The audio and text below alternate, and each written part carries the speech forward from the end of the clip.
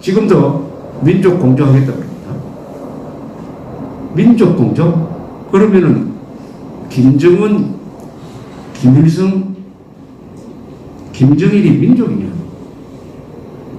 김일성을 우리 민족으로 볼 수가 있으니까. 김정은이가 우리 민족입니까? 우리 역사상, 2000년 역사상 동족을 가장 많이 죽인 사람은 외국 사람이 아닙니다. 김일성의 남침으로 300만이 죽었어요.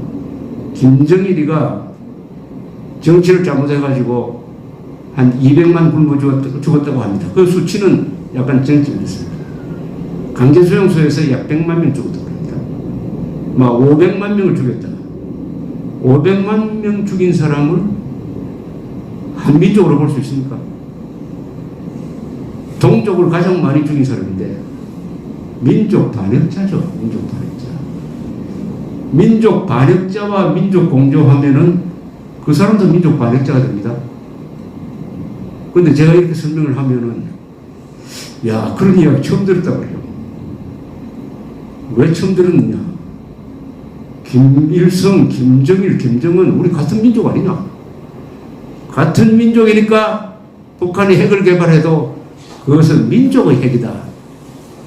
그 핵 가지고 일본과 맞서고 미국과 맞서면 우리 것 되는 것 아니냐. 북한의 인권 탄압, 그것은 히틀러의 인권 탄압, 스탈린의 인권 탄압에 비견되는 인류 역사상 최악의 인권 탄압인데 그것을 문제 삼는 거 할 필요 없다. 우리 민족의 문제 아니냐. 우리 민족의 문제다. 이렇게 또 민족이란 말이 나쁜 짓을 덮어주는데 또 쓰이고 있습니다.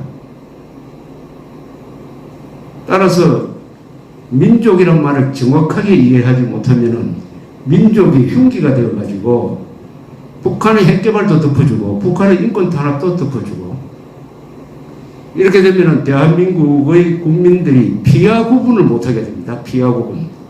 누가 우리 편이고 누가 적이냐. 뭐가 선이고 뭐가 악이냐까지 구분 못하게 하는 아주 강력한 언어가 민족이란 말입니다. 민족. 그런데 참 허무하게도 그 민족이란 말은 일본 사람이 만든 용어다.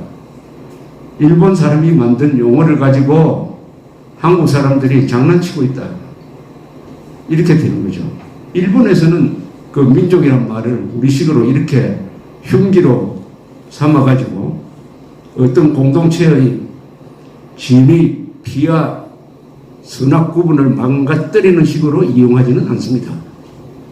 한국의 특수한 그것은 북한 농당 정권의 한반도 공산화 전략의 핵심이 민족 해방 민주주의 혁명론이기 때문에 여기에서 민족이 대한민국의 국민들의 분별력을 해체하는 용어로 사용되고 있는데 한국의 지식인들, 언론인, 정치인들이 그 민족이란 말 앞에 다 손을 들고 있다. 거기서 가장 크게 희생되는 것이 신라의 삼국통일입니다. 신라의 삼국통일이 민족의 기원입니다. 그러니까 한국 사람들 의식 속에 신라보다는 고구려가 더 좋은 나라다. 반해가 있다. 뭐 이런 식으로 이야기합니다. 그게 바로 민족이란 말을 감성적으로, 인종주의적으로 또는 계급적으로 해석을 하니까 자신의 존재를 부정하고 가장 위대한 역사를 부정하게 됩니다. 신라의 삼국통일은 한반도를 우리의 활동 공간으로 만들었습니다. 우리 민족의 실력에 딱 들어맞는 국토가 되었습니다. 삼면이 바다이고 북쪽은 두만강, 압록강으로 격리되어 가지고 수비를 하기에 좋은 나라입니다. 이 한반도가. 그래서 신라, 고려, 조선, 대한민국으로 이어지는 이 민족사의 정통의 맥락이 형성이 되고 대한민국은 지금 어떤 위치냐? 민족사의 정통국가입니다. 북한은 뭐냐? 민족사의 이단입니다. 발해도 민족사의 지류죠, 지류. 발해와 신라는 동교로 놓을 수 없는 존재입니다. 왜 이렇게 말씀드리냐 하면은 남북관계, 우리의 생활을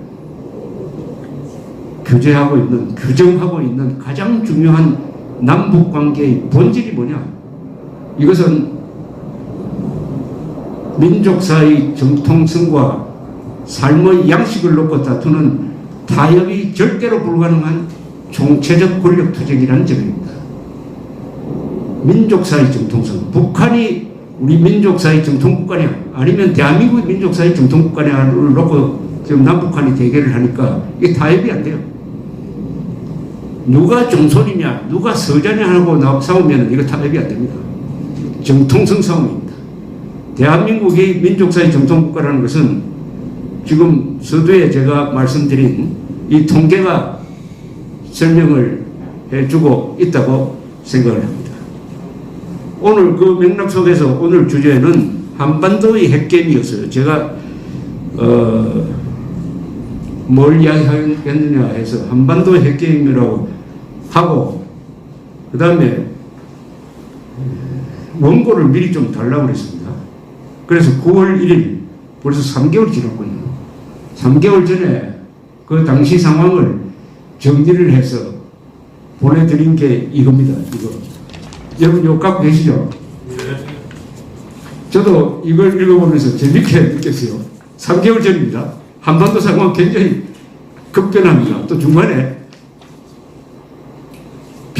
문재인 대통령의 평양 방문이 있어서 남북 군사 합의서도 있었고 등등 있었는데 12월에 설명할 것을 미리 3개월 전에 설명하는 것이 과연 맞겠는지 하는 생각이 있었는데 일단 써보았습니다. 써서 보내드렸으니까 요걸 읽어보시면은 제가 3개월 전에 예측하고 분석한 게 정확한지 틀렸는지를 아마 채점할 수도 있을 것이라고 생각됩니다. 자, 이걸 제가 요점 정리를 했습니다. 요점 정리를 한 거니까 이걸 좀 읽어드리면은 뭐 큰 혼란 없이 오늘의 상황을 이해할 수 있을 것이라고 생각합니다. 2018년 9월 1일이라고 했지만은 사실은 12월 4일이라고 해도 크게 틀리지 않을 것으로 생각됩니다. 왜냐하면 북한은 이해하기가 세계에서 제일 쉬운 나라입니다. 북한이 뭘 할지 어느 쪽으로 나갈지는 확실히 알 수 있습니다. 노동신문만 읽으면 알 수 있어요. 왜냐? 북한은 이념이 움직이는 나라입니다. 북한은 계급투쟁론, 수령체제 몇 가지 용어대로 움직이는 나라입니다. 역사적 결정론이라는 것은 사회주의 다음에는 반드시 공산주의가 이루어진다. 자본주의를 사회주의가 무너뜨리고 그 다음에는 공산주의가 이루어진다.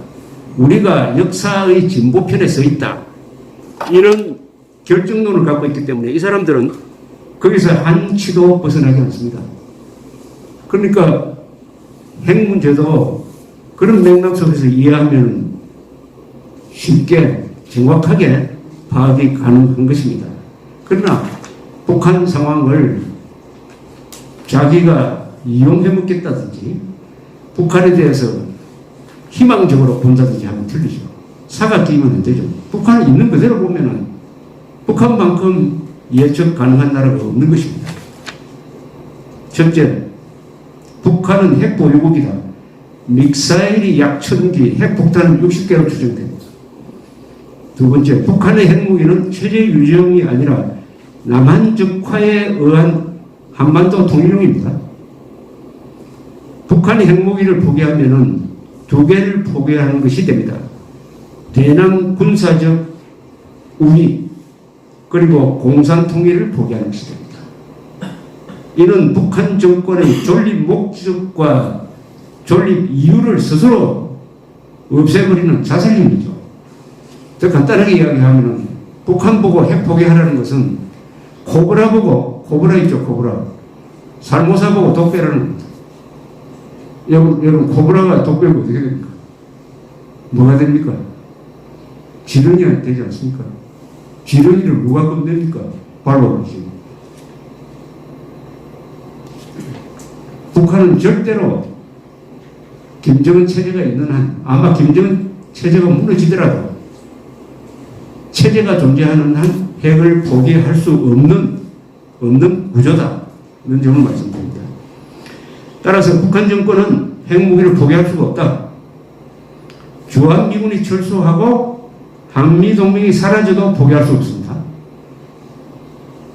대한민국이 북한 정권의 인질이 되든지 흡수되어서 사라질 때만 핵무기 포기를 고려할 것입니다. 대한민국이 있는 한 북한의 핵 포기는 불가능합니다. 북한이 핵 포기를 할 것이라는 것은 가장 큰 거짓말입니다. 한반도의 완전한 비핵화는 완전한 사기입니다. 김정은 정권은 문재인 정권을 부하처럼 부릴 수 있다고 판단할 것이고, 문재인 정권의 핵심에 주사파 운동권 출신들, 즉 김일성주의자들이 포진하고 있다는 야당 등의 공격에 대하여 전혀 대응하지 않고 있음을 주목하고 연방제 공산통일의 파트너로 삼을 수 있다는 계산을 할지 모른다. 문재인 대통령이 김일성의 손녀 앞에서 김일성주의자였던 신영복을 사상가로 존경한다는 말을 한 것을 김정은은 잊지 않을 것이라고 생각합니다. 김정은은 전략무기인 핵미사일과 정치적 무기인 남한내 계급투쟁 세력 또는 친북 종북 세력을 결합시키면 공산통일로 나아가는 결정적 계기를 만들 수 있다고 낙관하고 있을 가능성이 있습니다. 낙관하고. 북한이 아까 말씀드린 167개국 중에서 민주주의가 꼴찌고 1인당 국민소득도 사회성 세계에서 꼴찌죠. 그런데 북한도 한민족이고 대한민국 사람들도 한민족인데, 아니 한민족이 그렇게 멍청합니까? 한국 사람은만 똑똑해가지고 이렇게 잘 사는 나라를 만들었는데 북한은 그동안 뭘 했습니까? 뭘 했습니까? 뭘 했죠? 대한민국을 공산화시키는 전략, 무기에 전력 투구했죠. 그래서 두 가지를 만들어냈습니다. 핵무기를 만들어냈어요. 남한 내에 김정은 지지 세력을 만들어냈습니다. 이 두 개를 만든다고 배불리 먹는 것도 포기하고 잘 사는 것도 포기하고 오래오래 사는 것도 포기하고 드디어 전략적 무기로서의 남한의 종북 세력, 친김일성 세력, 정치적 무기죠. 전략적 무기이기도 하고 정치적 무기, 절대 무기인 핵무기를 가지게 되었습니다. 이것을 결합시키면은 핵을 갖지 못한 대한민국을 부하로 만들든지 접수할 수 있다는 자신감을 가지고 있습니다. 그러면 이렇게 이야기하는 사람이 있을 것입니다. 아니, 부자가 가난한 나라에 먹힌 적이 있느냐? 말도 안 된다. 세계 최고의 민주주의 국가, 최고의 생활 수준을 자랑하는 대한민국이 경제 규모에서 50분의 1도 안 되는 북한한테 어떻게 먹히느냐? 그러나 역사책을 뒤져보면 배고픈 나라가 배부른 나라를 먹은 예가 너무나 많습니다.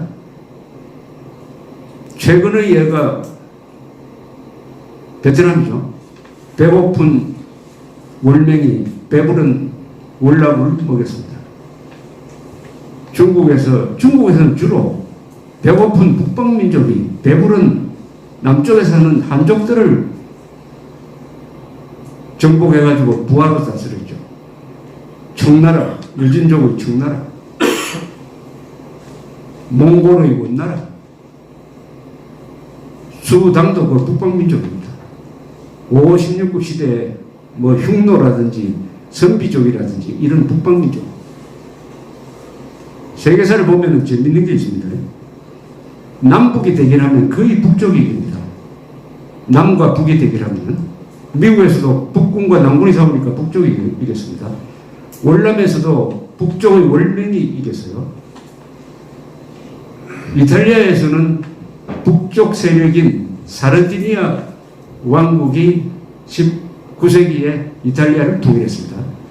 독일에서도 북쪽에 있는 프루시아가 남쪽의 바바리아를 흡수해가지고 독일을 통일했습니다. 프랑스에서도 북쪽에 있던 파리 세력이 남쪽에 있었던 부르고뉴 세력을 합병을 해가지고 프랑스 왕국을 만들었습니다. 북예멘도 남예멘을 흡수를 했습니다. 남과 북이 대결하면 거의 북이 이깁니다. 왜 그러냐? 남쪽은 생활이 풍요합니다. 날씨가 좋으니까. 북쪽은 척박합니다. 척박한 데 살면 사람이 강해집니다.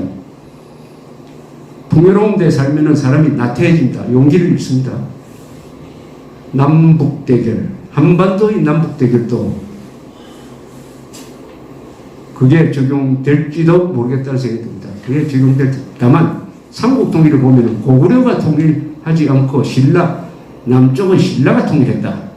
이게 우리 민족사에서 남쪽 세력의 승리를 보여주는데, 그러려면은 오늘날 대한민국이 신라 같은 나라가 되어야 합니다.